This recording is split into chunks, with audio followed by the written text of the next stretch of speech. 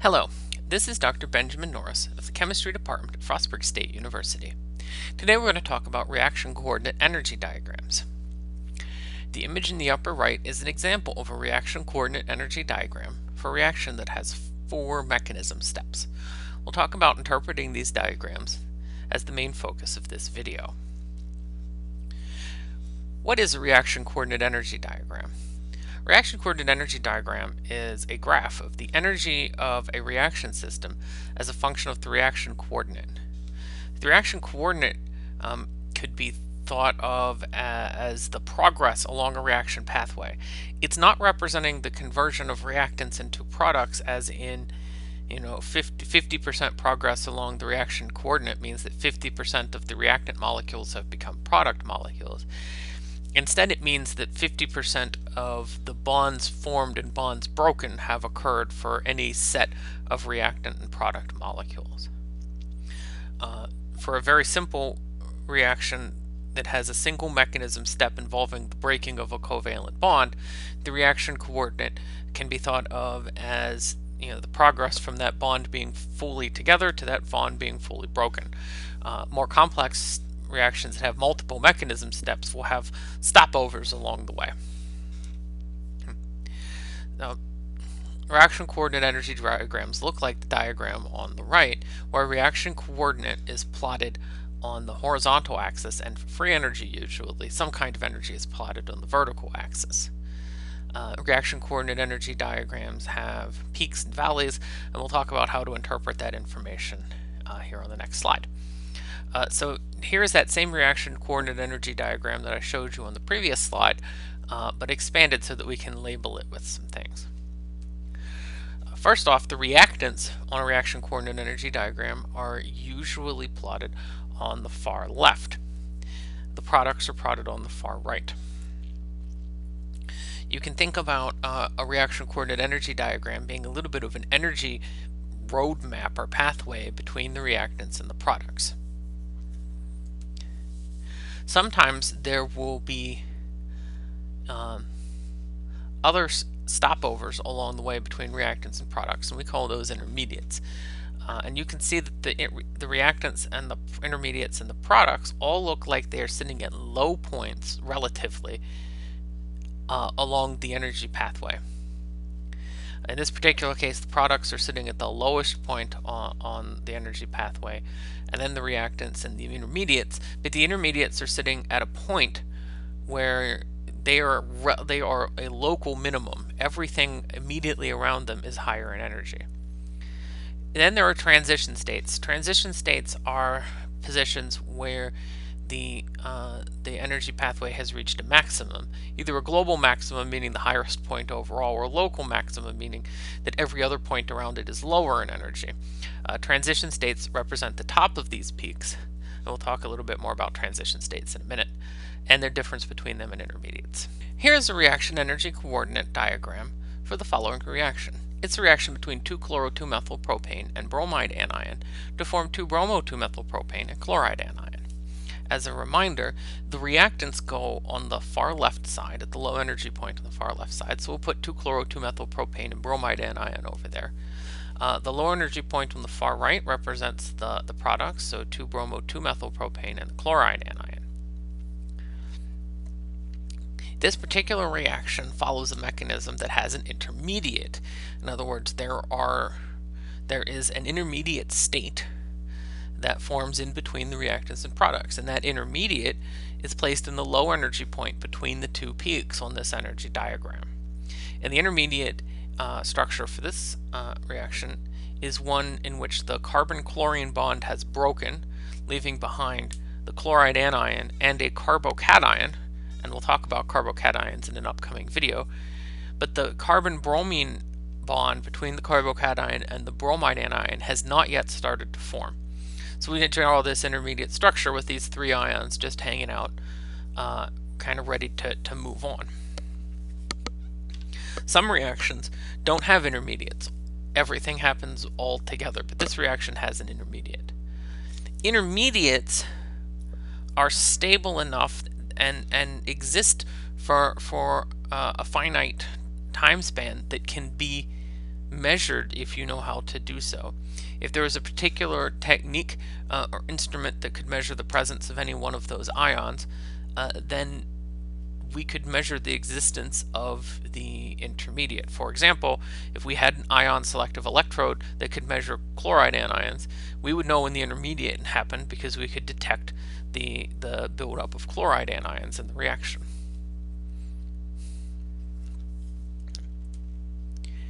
Transition states are found at the energy maximum points on the reaction energy coordinate diagram, where intermediates represent finite states that can be observed if we know how. Transition states are not observable. It takes some energy to get up to them, and once they're there, they're at the top of that peak. And imagine rolling a big rock up the hill. Once you get to the top of the hill, if you've been pushing pretty consistently on the rock, it's going to roll over down to the other side. It takes an incredible balancing act to get that rock to stay up at the top of the hill. Likewise with transition states. Transition states are representing an intermediate state in between the conversion between reactants and products, or reactants and intermediates, or intermediates and products. Between stable states exist these transition states. And so if you remember, that the intermediate in this reaction involves the carbon-chlorine bond being completely broken, then the transition state for that first step of the reaction is one in which the carbon-chlorine bond has started to break but isn't completely broken. This represents a relatively high energy state for the system because it takes energy to put in, but we're also keep having energy there to hold everything together. And we can represent transition states with partially broken bonds using dashed bonds. So there's a long dashed bond between carbon and chlorine, representing that bond is nearly broken, and we have partial charges on the carbon and the chlorine, representing the fact that the carbon is about to become a cation and the chlorine is about to become an anion. We also fairly frequently put transition states in brackets to signify that these are things that cannot be isolated or observed, and we sometimes signify transition states with the double dagger symbol, again to indicate that these are transition states. Where intermediates can be observed and detected, transition states cannot. Whenever we talk about a transition state and its structure, we are talking about a hypothesized structure of that transition state because they are impossible to observe directly. Information about the mechanism and the products and stereochemistry and such things can give us some clues about what that transition state needs to look at. And as we start studying the mechanisms of real reactions, we'll get into the ways in which we can infer what a transition state must look like. But everything that we say about transition state is based on our hypothesis and theory. It's not based on experimental measurement.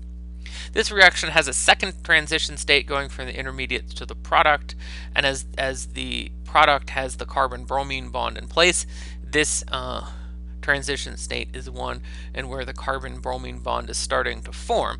It looks a lot like the other transition state, except I've swapped the positions of the chlorine and the bromine. A reaction energy coordinate diagram can also tell us something about the energy changes that go on during a reaction. For example, we can learn something about the energy change that occurs going from reactants to a transition state. We call this activation energy, or E sub A.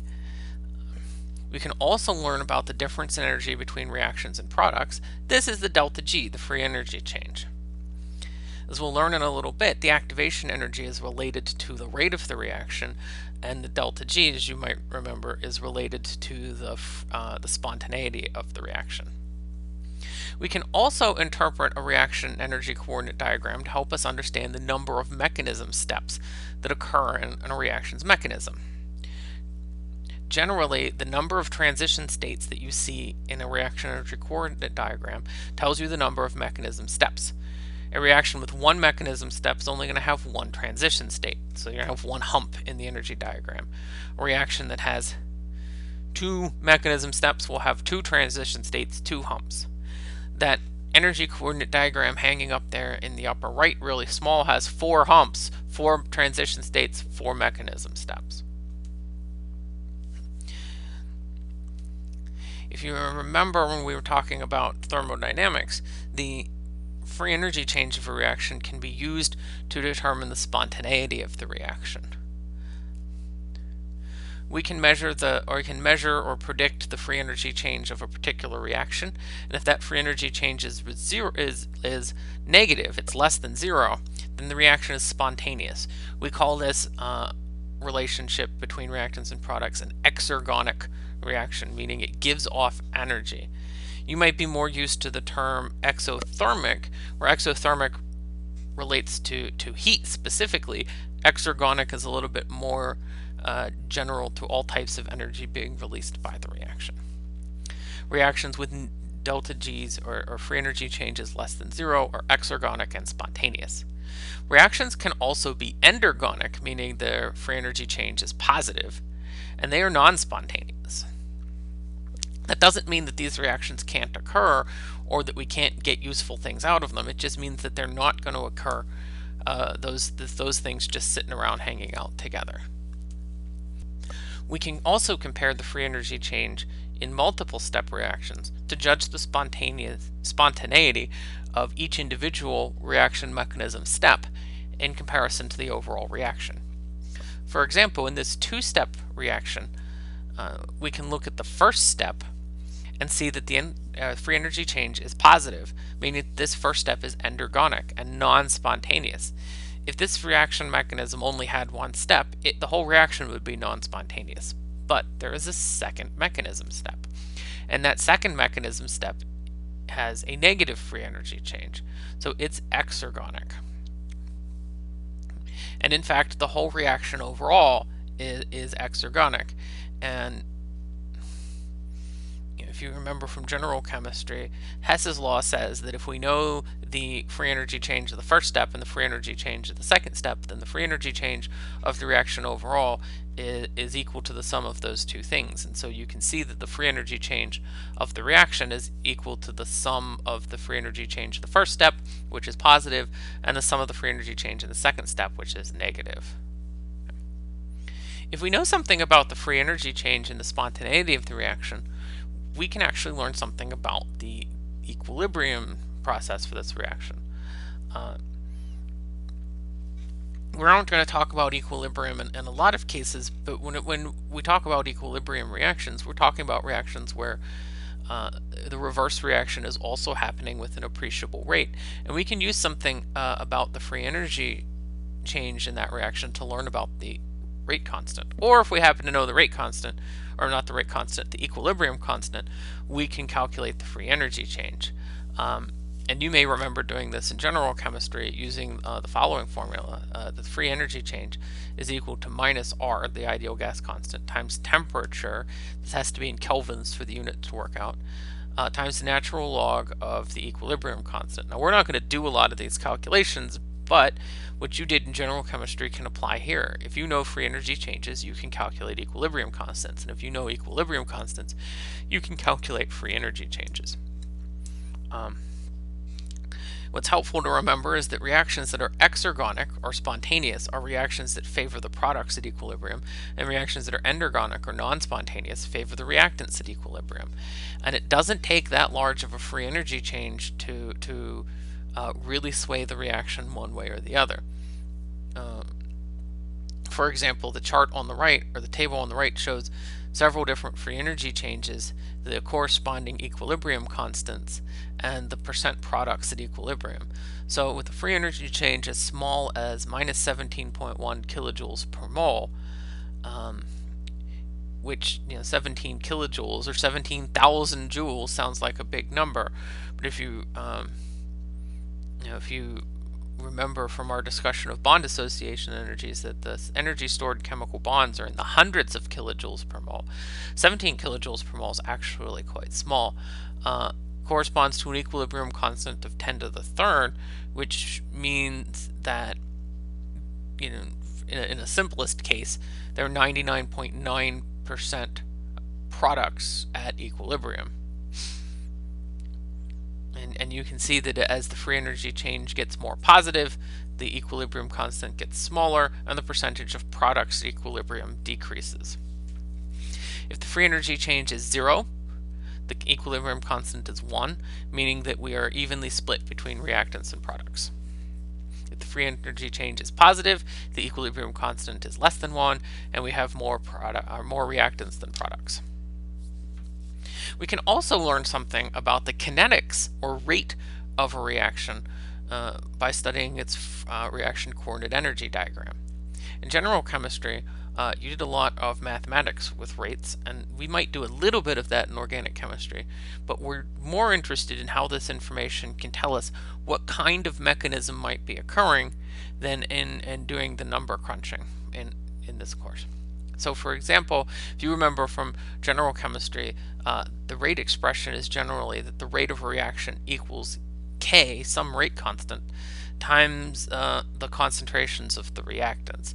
More generally, if you have a reaction A plus B react to form C plus D, the rate constant is K times the concentration of A raised to some exponent times the concentration of B raised to some other exponent. And it's very tempting to try to mine those exponents from the reaction stoichiometry, but as you remember from general chemistry, those x and y exponents need to be determined experimentally. And if you took a lab course in general chemistry, you probably did an experiment where you determined these exponents experimentally, and you probably thought it was more work than it was worth. But the information about those exponents can tell us a lot about what kind of mechanism might be going on. And when we start talking about substitution and elimination mechanisms, knowing that knowing the difference in reaction order actually tells us which mechanism is operating in the substitution or elimination reaction. The most common types of reaction order are first order and second order, where a first order reaction, the sum of those exponents is 1. So an example first order rate law is that the rate of the reaction equals K times the concentration of A, raised to the power of 1, where that just is concentration of A. A second order rate equation is rate equals K concentration of A times the concentration of B, or K times the concentration of A squared. And so we can learn things about the mechanism of this reaction. For example, if B, the concentration of B, is not involved in the rate equation, then that tells us something about the order of events.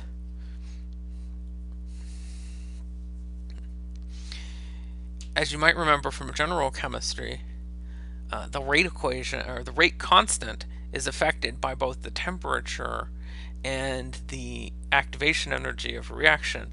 And the relationship between rate constant, temperature, and activation energy is given by the equation here at the top. Rate constant is equal to A, where A is a prefactor specific to each reaction, times E, which is the natural log of, or the base of the natural log, Euler's number, E raised to the power of minus activation energy divided by RT. And so, in that EA over RT, the larger the value of the activation energy, the smaller the rate constant. We're raising E to we're raising the exponential function to a negative number. So minus e to the minus 100 is smaller than e to the minus 10. Higher activation energy, smaller k, slower reaction. Lower activation energy, lower k, or larger k, faster reaction.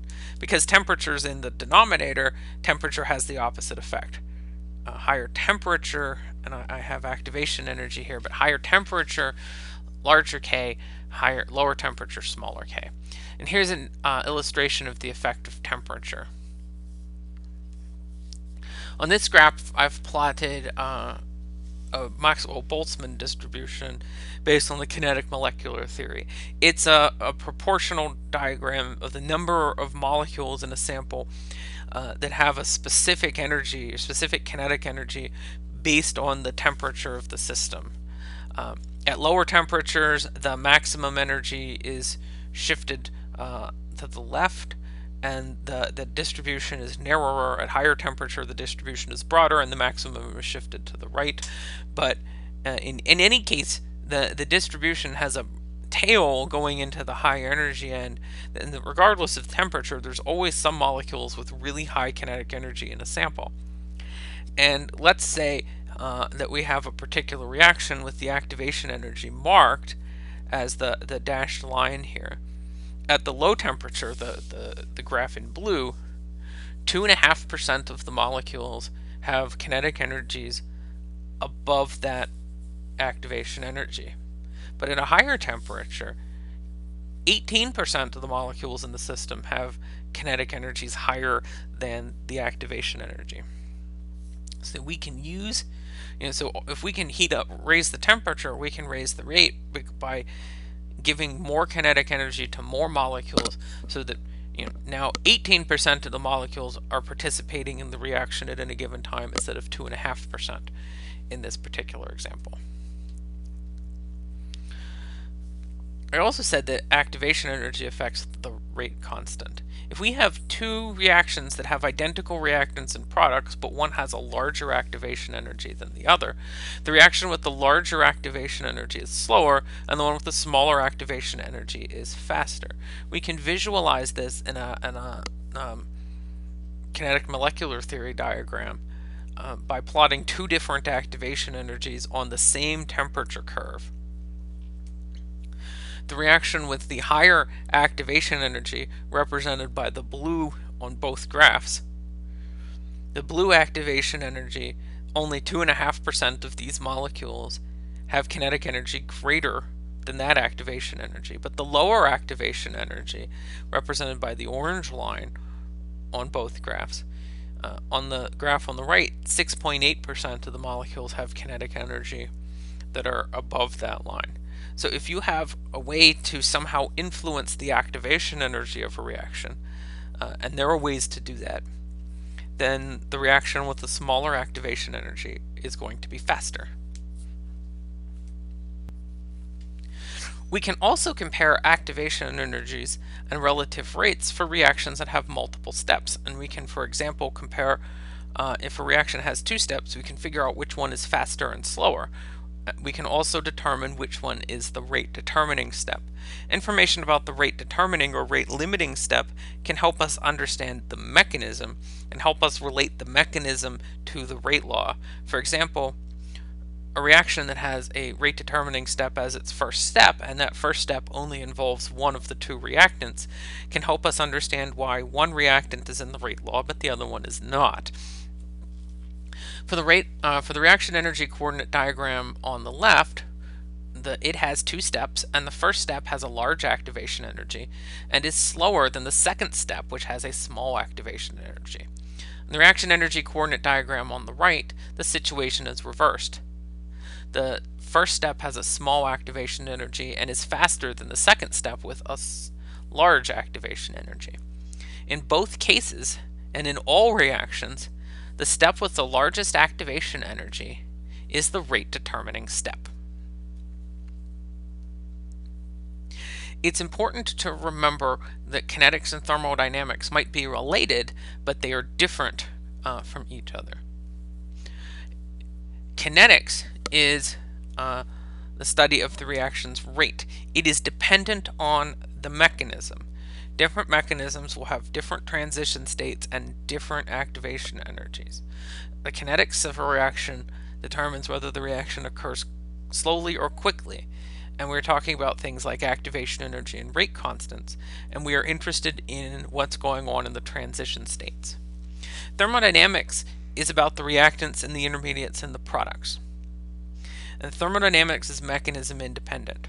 We can have multiple mechanism pathways that get from one set of reactants to one set of products, but the free energy change or the free energy difference between the reactants and the products isn't going to change based on the pathway that we take. Free energy or thermodynamics is about whether a reaction is spontaneous or non-spontaneous, and we're talking about free energy change, we're talking about equilibrium constants, and we're talking about reactants, products, and intermediates. Here's one way to think about the difference between kinetics and thermodynamics. Let's say that you are taking a trip from Baltimore, Maryland to Washington, D.C. There are multiple different ways that you can go. You can drive, you can take a bus, you can, even if you're driving, there are several different driving routes that you can take. You can take a fairly straight shot down Interstate 95, or you can decide to stay off the interstates, off the highways, and take a scenic drive through the communities that are in Maryland between the two cities. Thermodynamics is about the relative position of Baltimore and Washington, which does not change regardless of how you choose to get from one place to the other. The distance, the absolute distance between those two cities will always be the same. That's thermodynamics. Kinetics has to do with how you get from one place to another. Depending on your method of travel and depending upon the pathway that you take, your travel between Baltimore and Washington can be slow or fast. That's kinetics. Kinetics doesn't change the absolute positions of Baltimore and Washington relative to each other, but it changes how fast and which way you choose to get there. Thermodynamics says nothing about how much time it takes to get from one place to the other, but is about how far apart they are. Here is an example on some reaction coordinate energy diagrams. This reaction coordinate energy diagram, and I showed you this one before when we were talking about different activation energies. But here are two different possible reactions that convert the reactants A and B into the reactants C and D. Mechanism 1 is in blue and has a higher activation energy than mechanism 2, which is in orange. This reaction proceeds faster by mechanism 2 than it does by mechanism 1, because mechanism 2 has a lower activation energy. However, because C and D are lower in energy than A and B, regardless of how you get from A and B to C and D, the reaction is spontaneous by either mechanism. But mechanism 2 will happen faster than mechanism 1. Here is a different case where A and B can be converted into either C and D or E and F. Mechanism 1 is the conversion of A and B to E and F, and mechanism 2 is the conversion of A and B to C and D. The reaction proceeds faster by mechanism 2 than mechanism 1. Again, mechanism 2 has a lower activation energy. The conversion from A and B to C and D is more spontaneous. C and D has lower energy than E and F. And so we can say that C and D are the kinetic products of this process because they form more quickly, and they are the thermodynamic products. They're lower in energy than E and F. A lot of times in organic chemistry, we will be comparing two reactions or two competing mechanisms and trying to figure out which one occurs more quickly and which one produces products that are lower in energy. And sometimes the same mechanism produces both the faster process and the lower energy products. As I mentioned, you can have a case where two competing mechanisms can have different outcomes, where one is faster but the other forms products that are lower in energy. Here is an illustration of what that might look like. Mechanism 2 in orange is faster than mechanism 1 in blue, so E and F, which form more quickly, are kinetic products over C and D. However, mechanism 1 produces products C and D which are lower in energy. So mechanism 1 is more spontaneous than mechanism 2. So we would call C and D the thermodynamic products. Next up is a practice session on reaction at coordinate energy diagrams. Thank you for watching.